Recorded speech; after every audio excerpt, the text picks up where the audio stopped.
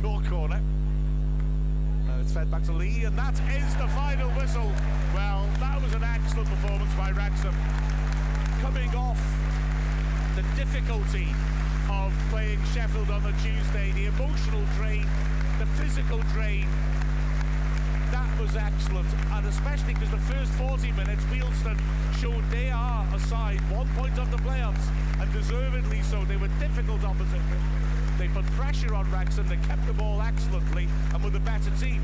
But Wrexham picked it up, took the game to them, and nicked the goal with a great ball in by Elliot Lee. Was finished by Paul Mullen from close range. Second half, O'Connor had to go off and was replaced by Max Cleworth. We also had Jacob Mendy coming on for Callum McFadden, and Wrexham started the second half as they left it off in the first half. We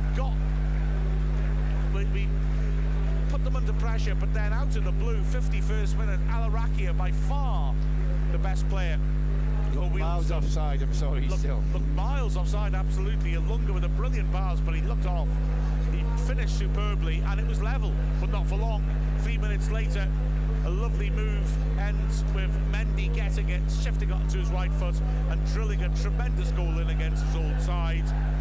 Wrexham found themselves up against 10 men when Kretschmar got a comedy red card in the 83rd minute. Running on the pitch when he'd gone off for treatment, when the ball was near him, getting a second yellow card. Dolby came on in the 89th minute for Mullen, and within a minute he'd scored after Jones drilled a shot. Great save by Howes, and Dolby knocked in the rebound. He could have got a fabulous move ending with him smashing a superb shot towards the top left corner, which was magnificently saved by Howes. But the final whistle went, Wrexham went 3-1, Notts County to play at 5:20. The pressure is right on them because Wrexham, am I right in saying, are top of the league now? Yeah, I think so. That was an excellent recovery from a difficult start, I would say. Yeah, the first 40 minutes they showed what they've got, and then Wrexham just sort of changed up a gear as far as I could see. Mullen got his goal, and then the second half Wrexham were always on top, always the better side. Absolutely. And Wealdstone let themselves down a bit, too much niggly fouls, niggly kicks, and then getting the rules wrong really, and fair play to the ref that he said, well actually that's not in the rules, off you go mate. Yeah, absolutely. They were niggly and angry, and I didn't quite understand it, and it was rather frustrating after Stuart Maynard, their manager, got a yellow card to see him turning around and making the gesture at the Wrexham fans of money. I mean, quite frankly, after the second time the ref had to come over to speak to the benches, he spent a lot of time looking at the Wrexham fans and taunting them when the game was going on. You know, I think you really need to focus on your own job there. It's a shame because Wealdstone didn't look a good team, but they were silly. They were. Ultimately, I think they were the architects of their own downfall because, as you said, Andy, they lost the plot.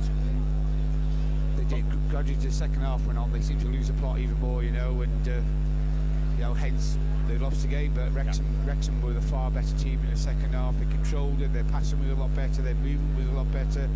And as you say, Wealdstone with basically their own downfall on how they, with the diving, expecting fouls, making silly tackles. Yeah. Players getting sent off didn't help them, making silly decisions. But no, as I said in the first half, I think Wrexham just ground them down slowly. Took that lead before half-time, conceded that goal, which to me should never have happened. But comfortable win in the end. Although we left it late to convince a 3-1 win, and we could have had 4 or 5 at the end, apart from a keeper's fantastic save. Yeah. And then also Lee's shot, which was just over the bar, which was a fantastic effort, basically from the edge of the area. Yeah, it was brilliant if that had flown in.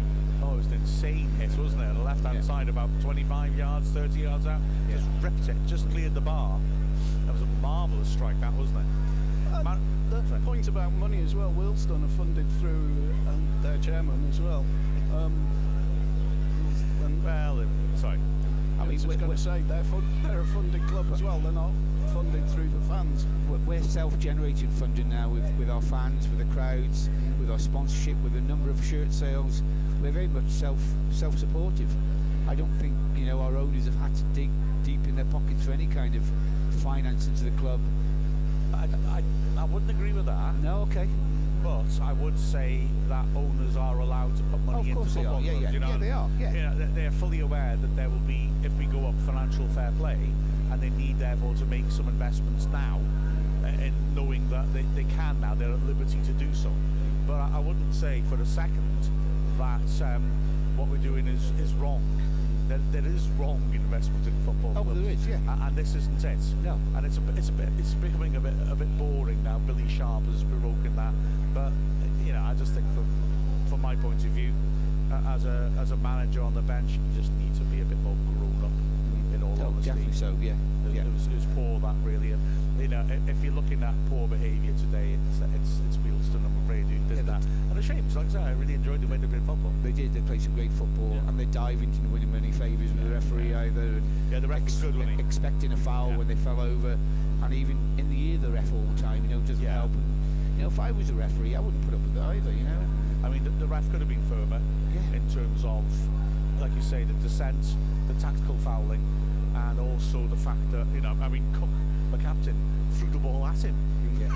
In dissent, and hit him on the shoulder. And he was very, very lucky not to get a red card there. But having said all of that, you know, I thought his decision making was excellent, the referee, and he needed that because there was a lot of drawing collisions and making daft things happen, which the referee handled. He read those sort of decisions exceptionally well. I thought he was really good. Yeah, he did. Yeah. Not hard to swallow at all. His name is Elliot Swallow, everybody. Pun. Yeah. Speaking of, that was one of the best referees I think I've seen at the racecourse this season. Yeah, I would go. Yeah, he was good. Yeah, fair play. Man of the match. Another tough one. Yeah, a lot of good performances, weren't there? Could be Lee. Yeah. Could be Young. Lee's definitely in there. Young's in there. Mullen's always in there. Yeah, absolutely. Palmer's work rate, like I said in the commentary, Palmer actually, in terms of creativity and threat on goal, really didn't do much. But in terms of his work rate, and Wealdstone tried to build from the back, and the number of tackles he made and pressures he put on, the forced errors, was massive in this game. It was just in that.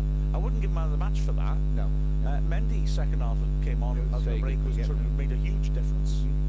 Dolby's 2 minutes. Dolby is now warming down now by sprinting across the pitch. He can walk faster than I could run. O'Connell was good at the back. O'Connor, I thought at half-time was probably our best player, but then went off. Hopefully he's all right. Yeah, hopefully it's precautionary. I think I'd go Lee, but I'm willing to be talked down from that ledge. No, I'd go for Lee just for his runs, his mazy runs, and keeping over the ball. And it's just his work rate. I knew a girl called Mazy Runs. Yeah. You told me. What was the last one you told us about? I think it was Dawn, wasn't it? Yeah, something like that. Yeah, something Dawn. New Dawn. No, but no, it wasn't. Can't remember. I think we'll stick with Lee, and then perhaps we should go away. Do you think we should? Yeah. Fair enough then. Well, it's been a pleasure as always to bring the game to you. It always is, and thank you so much for your interaction on Ask Wrexham. I've got 2 Ask Wrexham podcasts in the pipeline now, having fallen behind, but I'll get them done, don't worry. Back again on Tuesday evening. Back again on Tuesday, so we'll get there's no embargo on the highlights. I'll try and get them out as soon as possible. But also we've got all the usual podcasty stuff, the hot take, the final whistle, all that malarkey. Come on. And then Tuesday we go again. You can listen to us live on Wrexham Player, hopefully. So, with the final score of Wrexham 3, Wealdstone 1, we've been Mark Griffiths, Andy Parkinson, Neil Williams, with a special guest appearance at half-time by Che Long from Wrexham AFC.